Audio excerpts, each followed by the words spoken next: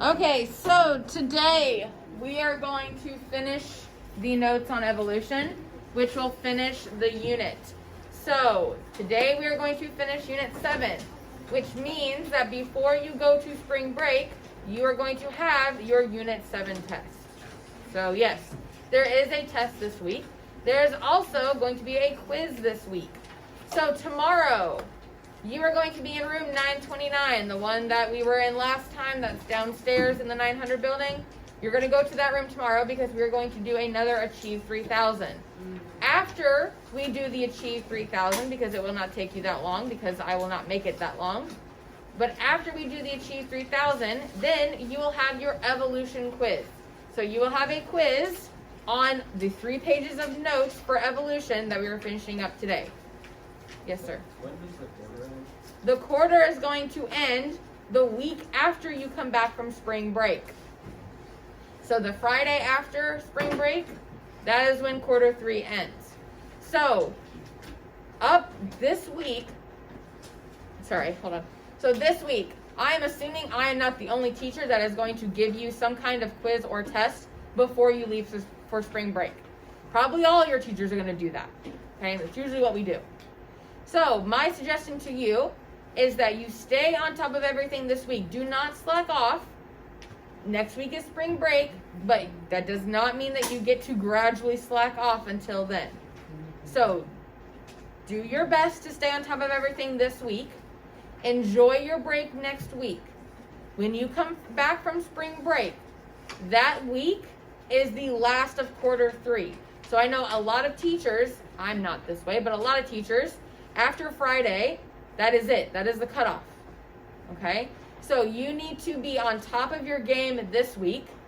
You can take a break next week, but then when you get back, you need to kick it back into gear and you need to be on top of your stuff because quarter 3 is fastly coming to an end.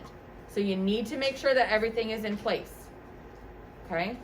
So if you have any missing assignments, you need to get those done, turned in, whether it's for me or whether it's for another teacher. Okay? Okay, so tomorrow we're going to do Achieve 3000 and then we'll have our quiz afterwards. Thursday we are going to have some type of test review. What I'm thinking is that we'll go over the classification quiz. I'll give it back to you. We'll go over the evolution quiz and I'll give that back to you. And then I will quickly go through the keys of all the worksheets that I've given you. And we'll work through those together. And that will be our test review. If I am able to, if I have time to make a Kahoot review, I will make one and I will post it on Canvas for you. But I would not expect one to be made. Okay? And then Friday is your test. If you are not going to be here in class, then the test will be online. So either way, either you take the test in here or you take it online. I honestly don't care as long as you take it before you go to spring break. So if you are not going to be here on Friday, then you need to carve out some time in order to take your test online that weekend before you go to spring break because I'm closing the test online Sunday at midnight. So you need to plan accordingly and you need to make sure you give yourself some time to get that test done if you're not going to be here in class on Friday. Yes, sir. Can you take out Tuesday? Depending on when I have it uploaded. I probably won't have it uploaded until Friday. I will try and upload it as soon as I can, so you can take it Thursday if you'd like to, but I have other things to do, so if I don't get to it, then I'll try to get to it as soon as I can. Okay? Any questions before we get started? All right. So you should be on page 2 of your notes. So we'll finish page 2 and then we will move on and finish page 3. So last week we were talking about natural selection and the different types of natural selection. And I gave you a worksheet on genetic drift, on the bottleneck effect, and on founder's effect. So that worksheet needs to probably be complete right now. You probably should have that done already. That is the natural selection worksheet. That's number 6. Alright, and then what about the thing we got yesterday? Not yesterday, Friday. That is your evidence for evolution worksheet 1. That's number 8.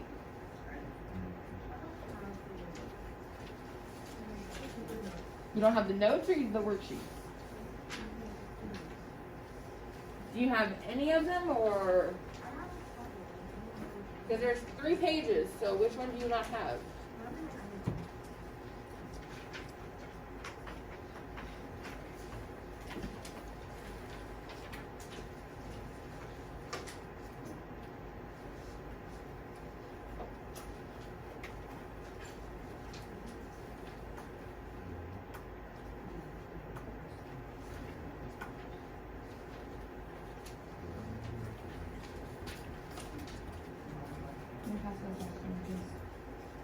All of them. Just nope, pass them. All of them. Yep. All right. So this is what we talked about last week: founder effect, gene flow, mutations, and non-random mating. Okay, so those are the vocabulary that you need to know from last week. So now,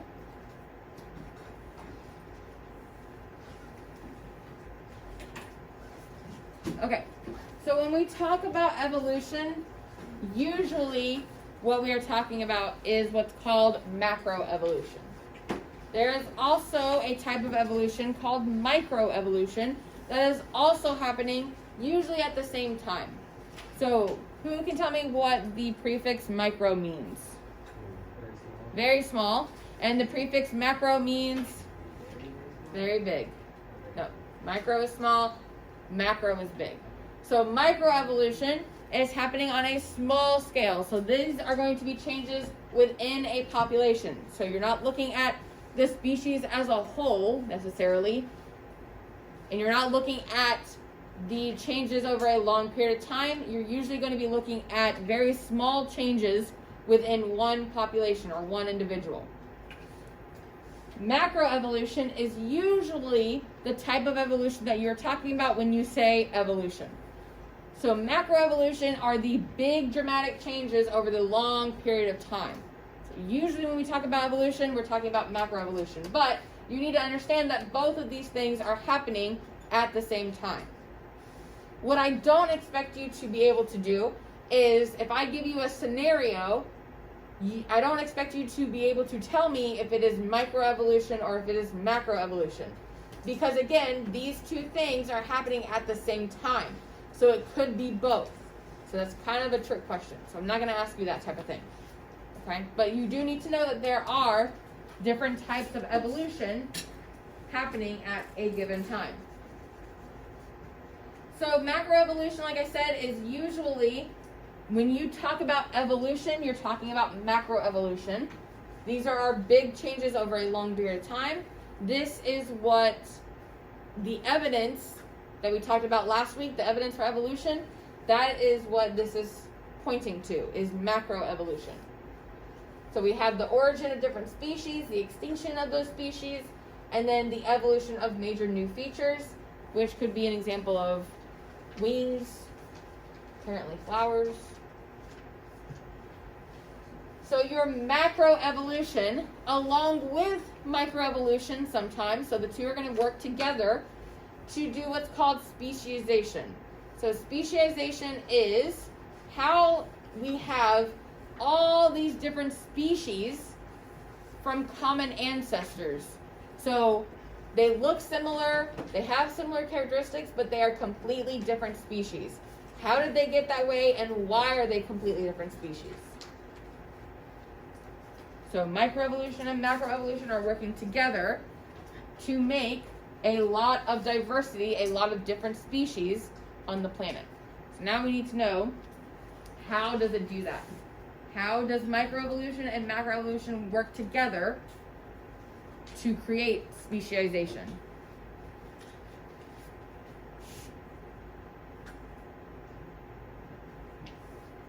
Well, first we need to know what the technical terminology, what the definition of a species is.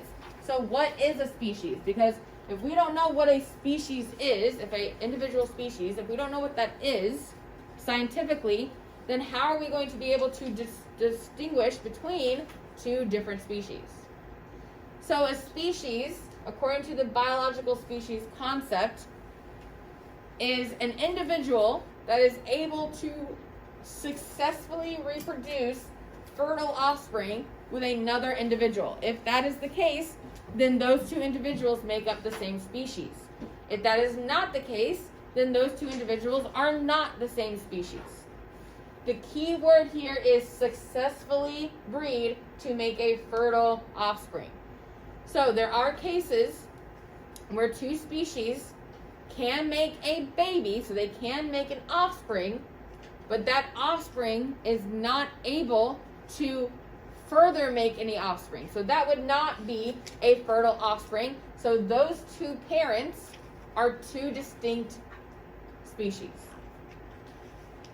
Can anyone think of an example of two species coming together to not make an unfertile offspring? Anyone think of an example?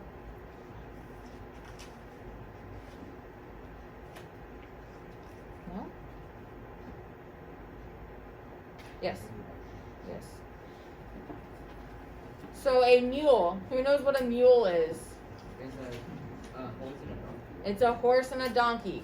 So a horse and a donkey are two different species because when and if they do come together to make an offspring, that offspring is not fertile. So that means that a horse and a donkey are two different species. So even though they're able to produce an offspring, a baby, if that baby is not able to further reproduce, then those two species are two distinct species.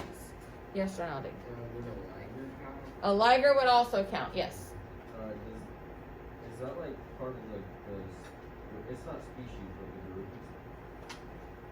Like, are they related? Is that what they can make? Because I can't make them. Correct. Like, You- not saying I want. Yes. So, yes, they would have. So you would think that a donkey and a horse would have.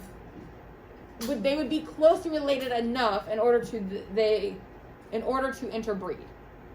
But since they cannot interbreed, they cannot produce a fertile offspring. They are not the same species. So yes, you're talking about two things that you would think they're very similar, and so you would think they could possibly be the same species, but they're not because they cannot produce a fertile offspring. So is there any like animal with us, like a monkey? That'd be a weird thing. Seriously, can I impregnate a monkey? Like, not Um, even joking. That sounds funny. Can we not talk about that? I honestly I don't know. I'm not trying to like skirt around it because it is a good question, but I don't know. So I would have to Okay, there do was some an research. experiment tested. All right, so next, because we're not. All right, so speciation at work. So what speciation is, and what this picture is showing you, is that you do have one common ancestor, and for whatever reason, one reason or another, you have this branching off. So something happened here to where a different variation branched off from the original species, and then over time, these two species have evolved to be two distinct species, and these two species cannot interbreed. So specialization is basically making more species from one. Yes. Does that mean, like, back in the first ever animals, was there just one of each kind? Essentially, yes. So like one bird and one fish. Yes. But then they all came from one common, yes. But yes. So you have one common ancestor branching off different variations depending on a lot of different things. So different environments, different geographical things. We're going to learn about those later. That's why I'm trying to. But anyway, so you have one becoming two or more, basically. That is what specialization is. The way that happens, the mode of specialization, can be a number of different things that you have to know about.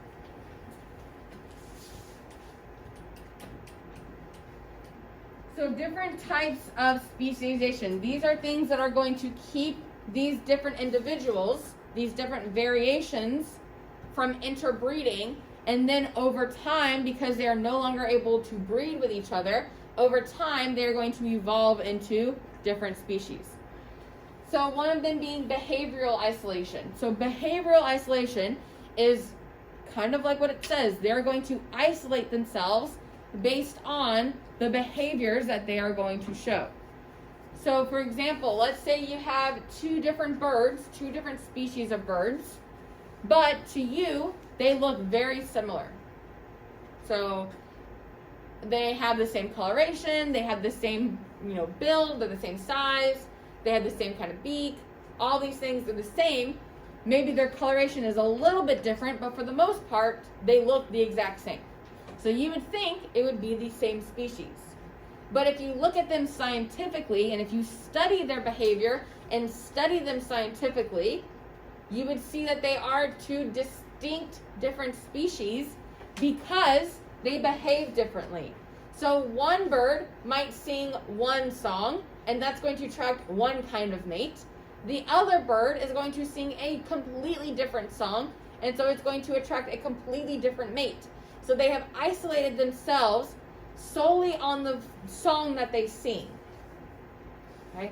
Or any other of the sexual characteristics that birds look at. So it could be that these birds, their coloration, even though it doesn't look different to you, the coloration could look completely different to other species, the other birds of that species, and it could look completely different to the other one. So they want to mate with this one, but not with this one. So that, over time, is going to evolve two different species solely on how they behave. Habitat selection. So they live in different habitats. So they could live in the same environment, but because they live in completely different habitats, they are going to isolate themselves, and they're not going to be able to interbreed with each other because they live in two different habitats. So for this example, let's say we have two different types of frogs. One frog likes to live more on land, and the other frog likes to live in the water. So one, the land frog, is going to stay on land, and it's going to search for other land frogs to mate with. The water frog is going to stay in the water, and it's going to look for other water frogs to mate with. So they probably live in the same environment, so they're very close to each other, so they could, if they wanted to, they could interbreed, but because they don't, they isolate themselves based on which habitat they live in. Over time, they're going to evolve into different species to where if they ever did decide to interbreed, they couldn't.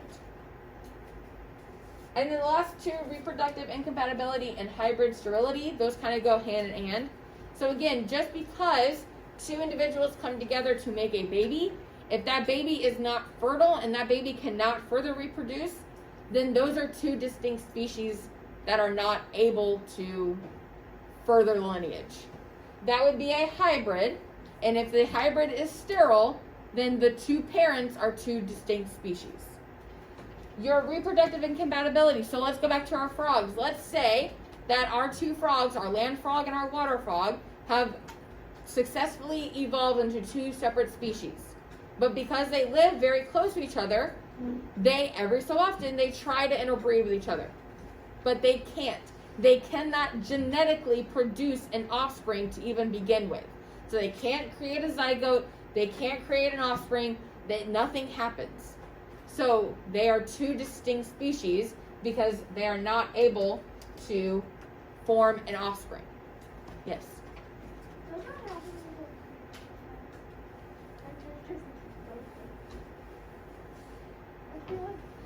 So I'm curious to see the differences in infertility in humans and in animals because I think it's different. So humans are all the same species, so we are all able to produce fertile offspring, viable fertile offspring. But for some reason, some people are more infertile than others. I think that has something to do with our evolution alone and not to be compared with the infertility or the fertility of animal species. But it's very curious to see that infertility happens more often in humans than in animals. Very seldomly do you hear about infertile, like one infertile animal.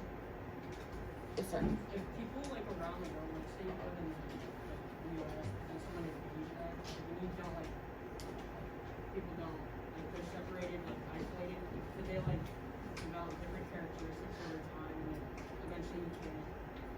Over a long period of time, yes. But because we are so advanced and we have the ability to fly and to travel, so now a genetic barrier, or not a genetic barrier, a geographical barrier, so a giant ocean in between us, what that barrier is to animals is no longer a barrier to us, because we can cross that barrier. So now, because there's, no, we are a fairly new species compared to all the other species.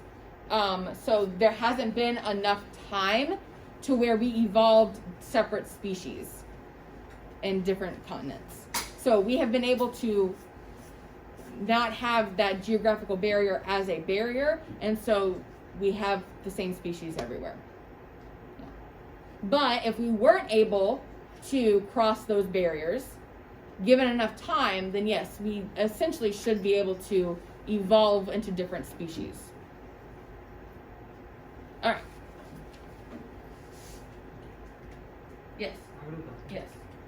So talking about geographical barriers, a geographical barrier or geographical isolation is a very good theory, and it has a lot of evidence supporting it as to how a lot of specialization happened.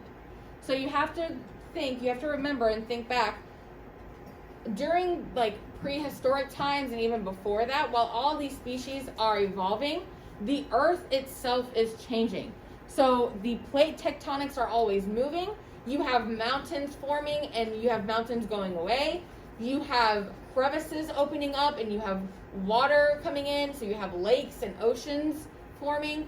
So you have all these different geographical things happening that are going to affect how your species is able to evolve and survive in that environment, given now that it has a geographical barrier.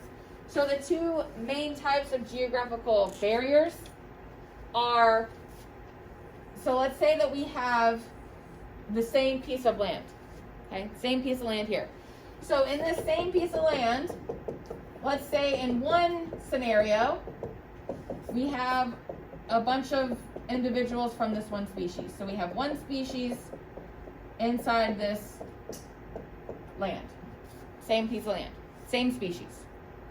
Let's say in one scenario, one type of geographical barrier would be a mountain pass. So obviously a mountain pass is not going to just appear overnight. It's going to take a very, very, very long time for that mountain to slowly build and build and build. But depending on your species, if your species is not able to cross that barrier and overcome that isolation, then what you're going to have is you're going to have two distinct species over time evolving from the one that used to be there. So this is another form of specialization. So you could have a mountain as a barrier. You also, another scenario, so we have our same patch of land with our same species, but now instead of a mountain forming over a long period of time, let's say there was a lot of flooding. So this could be a more dramatic change, a more sudden change. So let's say there was a lot of flooding, and that flooding never went away. And let's say an ocean eventually over time decided to show up. So now you have a giant piece of water that is preventing this population from interbreeding. And so over time, depending on the change in environment that was caused by this showing up of ocean or water or river, whatever have you. So over time, based on what type of environments you have now on these two sides of this body of water, you could have two different species from your one initial species. Okay, so geographic isolation or geographic barriers are going to promote specialization.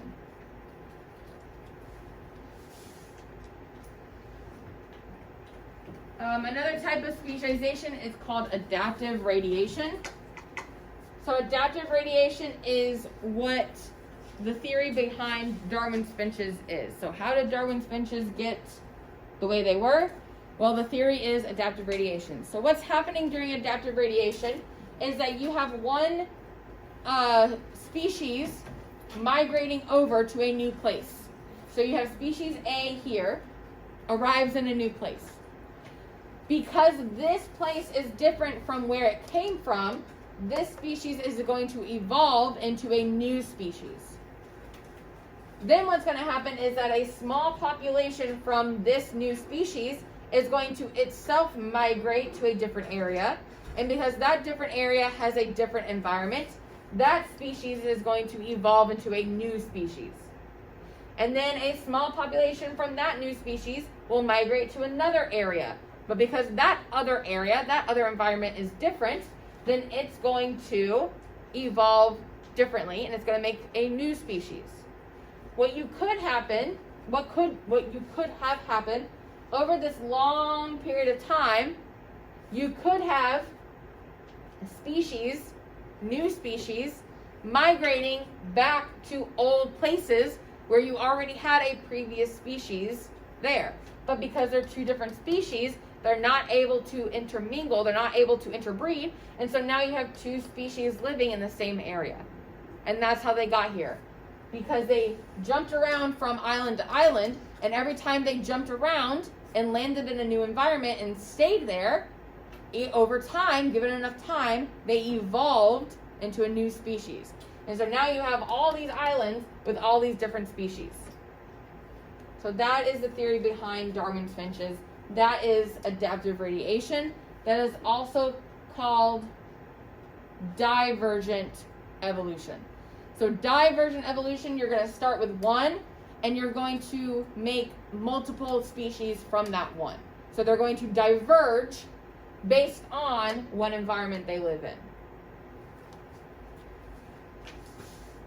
So not only do you have different modes of specialization, you have different rates of specialization. So the concept of specialization can happen very slowly. So that is what we have that's called gradualism. So gradually over a long period of time, you have a species evolving into a new species, usually based on the environment that they live in. So this example, we are looking at the evolution of the horse. And if you look down here, this is the common ancestor. So this is the ancestor of the horse that we have today. And over time, one of the main things that evolved was the structure of its foot. So if you look at the foot from this ancestor, if you look at the structure of the foot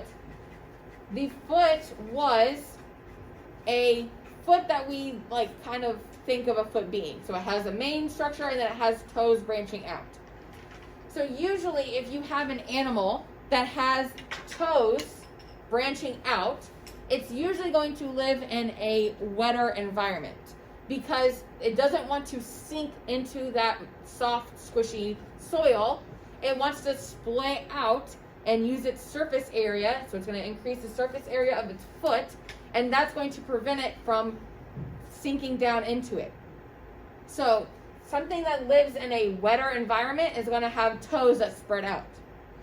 So what looks like is happening is that over time, it went from having 5 toes to 4 toes to 3 toes down to 1 toe, one big toe. Because what probably happened in the evidence that we have is that the soil, so all the times that they have the fossil, they look at the soil that's around that fossil and they take samples of that soil and figure out what type of environment that fossil was in. So looking at these fossils and the soil that these fossils are found in, the soil seems to be getting drier and drier as the years go by. So that would make sense why these horses do not need toes, because they don't necessarily live in a wet environment anymore. Their environment is getting drier, and so they don't need toes to splay out. They need more nimble, one toe, one hoof, because if you're living in a drier environment, you're going to have more rocks. So you need to be able to nimbly move around those rocks, and toes aren't really good for rocks. Okay? You also have with a dry environment, you have dry brushes that usually have thorns, and so you need to be able to nimbly move around these things that are in your environment. So over time, it went from a wetter environment to a drier environment, so it did not need, it lost the use of multiple toes, and now it just needs one big toe to help it move around. So that is gradualism. So gradually over time, our species of horse that we know today evolved from this ancestor long time ago. The other rate of speciation is more quicker. Yeah, it happens quicker. So that one is called punctuated equilibrium. It happens more quickly. Sometimes there are even intermediate species, sometimes intermediate species are not there. So what we have is the example of the elephant, where the ancestor of the elephant is all the way down here, but all we have today are these two species. That's all we have. But we have fossil records, we have fossils of all of these other species of elephant. So at one point in time, these species did exist, but for some reason or another, they didn't survive. But you have all these branchings out, so you have all these variations based on certain situations, and then based on other situations, none of them really survived, and we have these two left. Okay, so it's more quickly. So you have these branching off happening very quickly, and then you could have them dying off very quickly. Again, depending on what's happening in the environment. Okay.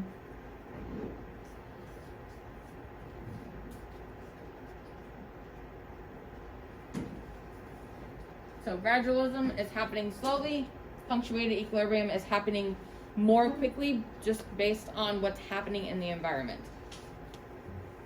So mammoths, so this is our mammoths. We have very good fossils of mammoths, but it is believed that mammoths went extinct because as man evolved, they evolved better ways to hunt the mammoths, and also the earth was warming up, and they were not able to survive in the warmer environments. So again, multiple different things happening at the same time that are going to affect the evolution of our species. All right. Another type of evolution is convergent evolution. So, do I need to go back? Oh, no, I was just asking If what? if you're Yes. Yes, I think that's who Manny is in the movie. Yep, those are mammoths. So convergent evolution is opposite to that of divergent evolution. So divergent evolution, remember, was our adaptive radiation. Those are our finches that are going to migrate to a new area, and those are going to evolve, and then a population of those are going to move to a new area, and those are going to evolve, and they're going to do that over and over again. So you have one species becoming multiple different species because they're just moving around to different environments and evolving based on those different environments. So convergent evolution is different than that. So convergent evolution is you have basically the same characteristics evolving because the species live in the same environment. So you don't have one species becoming multiple species based on different characteristics. You have multiple species looking similar to each other because they have similar characteristics because they live in the same environment. So the example for this is a penguin's limb, a whale flipper, and a fish fin. So all three of these animals, a penguin, a whale, and a fish, they don't necessarily have one common ancestor, recent common ancestor, recent being the keyword. So they don't necessarily have a recent common ancestor, but they all have the same characteristic of having some kind of limb to help them move through the water. But that is only because they all live in the water. So obviously they're going to have similar characteristics. Just like everything on land is going to have legs, because that's how you get around. Other than snakes. Snakes are weird. Anyway, but most of the time, if you're on land, you have legs. If you're in the water, you have fins that help you propel through the water. But that's only based on the environment that you live in. So that doesn't necessarily have anything to do with the evolution of a species becoming a new species. I'm not making any sense. Anyway, so adaptive radiation, which is divergent evolution, is having one species into multiple species because they're moving around and living in different environments. Convergent evolution is you have completely different species living in the same environment, so they're going to have the same characteristics. So what I mean by that is you have the penguin, the dolphin, and the shark. So all three of these animals are going to evolve the same basic characteristic of some kind of limb to help me propel through the water. But because they're different species, they could use that limb differently. So if you look closely at your penguin has two back feet that are webbed. And so they're going to use those side to side and up and down. They're going to use them all around to help them navigate through the water. And they have these fins, flippers, I think these are fins, I don't know what they're called, flippers, to help them push them through water. Your dolphins, however, are going to mainly use their back tail as their propeller, and they're going to move it up and down. So they're not really going to move it side to side. They're going to move it up and down. Whereas sharks, again, are going to use their back flippers as their main propeller, but they're going to move it side to side. They're not really going to move it up and down. They're going to move it side to side. So you have the same characteristic because they live in the same environment, but they are still distinct species evolving separately, so they're going to use it differently based on their own path of evolution. Okay? Coevolution is another type of evolution. Coevolution is based on the relationship between two individuals. So you have the relationship between predator and prey, the relationship between parasite and host, and the relationship between plant and pollinator. These are just to name a few. So predator and prey. If you are a prey, so let's say you're a rabbit in the wild, you are going to be prey for someone else. So it would help you, it would benefit you to evolve to be a better elusive prey. So if you can evolve camouflage so that you can hide better, awesome. If you can evolve some kind of way to make yourself faster so that you can't get caught by your predator, then that would be great. If you could evolve better ears so that you could hear your predator coming better, all these things are going to help you evolve into a better, successful individual. You're going to be able to survive and reproduce. On the other side of that, your predator now is going to evolve. Because its prey is evolving, it's going to evolve along with it. So because the prey is evolving, let's say the prey is evolving to be faster. Well, you as the predator now also have to evolve to become faster because you have to catch that. You have to evolve better eyesight so that you can see through the camouflage. You have to evolve different characteristics, different features of your body so that if you're not able to catch that one prey item, maybe there's something else, another prey item you can catch and still eat. So you have options for your diet. So you're not just focused on one thing. And if you can't catch that one thing, then you're not eating, then you're not surviving. So that kind of relationship is going to help those two species evolve kind of together. So they're going to evolve one side by side. Parasite host. So parasites usually are going to live inside of their host, and they're going to feed off of their host. But if you kill off your host, so if you're a parasite, if you kill off your host before you are able to reproduce, then you are also dead, and so that's not good. So you need to evolve different ways of being better parasites. So not being detected, being able to survive off of your host longer, being able to keep your host alive longer, and so on and so forth. A host, if you are a host, then you should probably evolve to be a better host. So be better at getting rid of parasites, be better at surviving with a parasite, and so on and so forth. The last one, plant versus pollinator. So plants, their goal is to have their pollen easily accessible. If their pollen is not easily accessible, then pollinators can't come, take their pollen, and deliver it to another flower. That's how they reproduce. So if your pollinator can't get to your pollen, then you can't reproduce. So it would make sense for plants to have very visible pollen, very easily accessible pollen, and it would make sense for pollinators to evolve different structures to easily assess that pollen. So they're going to have to evolve things that let them get into flowers and get that pollen. Okay. The last thing that's going to affect evolution are mass extinctions. So mass extinctions, we have evidence of this. These are total wipeouts of either one or multiple species. This could be from a natural disaster. This could be from, it's usually a natural disaster. So this is actually going to, it may help or it may hinder specialization. So you just have to, it's basic, hold on. So it's based off each scenario.